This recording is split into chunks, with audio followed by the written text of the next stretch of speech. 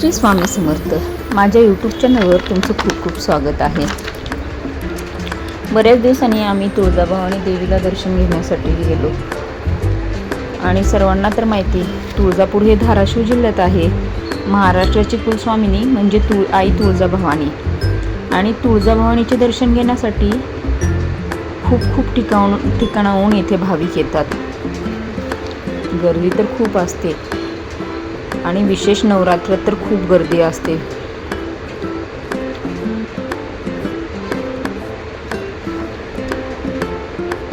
आई तुळजाभवानीचे दर्शन घेण्यासाठी दररोज पहाटे 5 ते रात्री 9 पर्यंत मंदिराचे दरवाजे खुले असतात आणि गर्दी लक्षात घेऊन पहाटे 1 पासून सुद्धा दर्शनासाठी दरवाजे खुले केले जातात।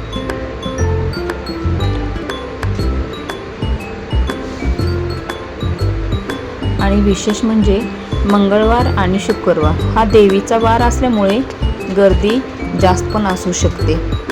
ह्या दिवशी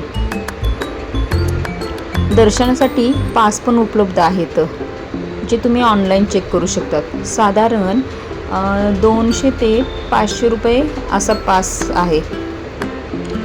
आणि तुम्हाला मोफत दर्शन घ्यायचे असेल, मोफत दर्शन म्हणजे रांगेमध्ये, जर रांगेमध्ये दर्शन घ्यायचे असेल तर 2 प्रकारचे दर्शन आहेत, एक धर्मदर्शन आणि मुखदर्शन।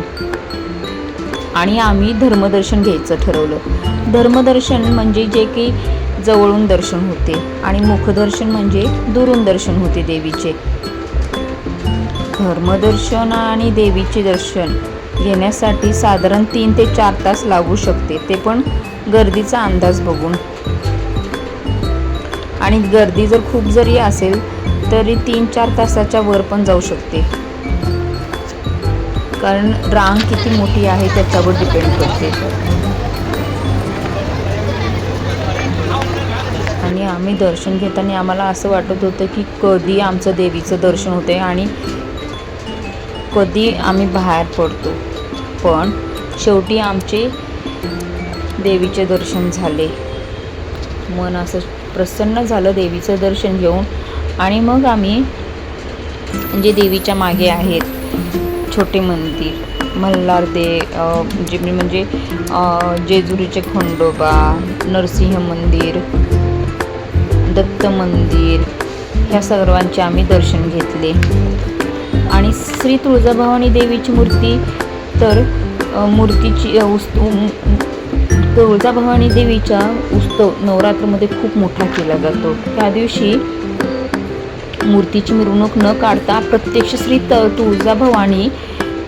तुळजाभवानी देवीच्या मूर्तीची पालखीत बसवून मंदिराभोवती मिरवणूक काढली जाते। वर्षातून एकूण 3 वेळा मूर्ती सिंहासनावरून हलवून गाभाऱ्याबाहेर जो पलंग आहे त्या पलंगावर ठेवली जाते। नंतर विजयादशमीच्या दिवशी सीमोल्लंघनाच्या वेळी आईची पालखीतून मिरवणूक काढली जाते। देवीची पालखीसोबत श्रीयंत्र, खंडोबा आणि महादेवाची सुद्धा मिरवणूक निघते। आणि विशेष, जर तुम्हाला अभिषेक करायचा असेल, सिंहासन करायचं असेल तर तुम्ही 15 दिवस आधी ऑनलाईन बुकिंग करून तुळजापूर देवीला येऊ शकतात। डिपेंड 15 दिवस 1 महिनासुद्धा तुम्हाला नंबर लागू शकतो। आणि ह्याची जी काय फीस आहे तुम्हाला ऑनलाईन प्रत्यक्ष ऑनलाईन तुम्ही चेक करू शकता।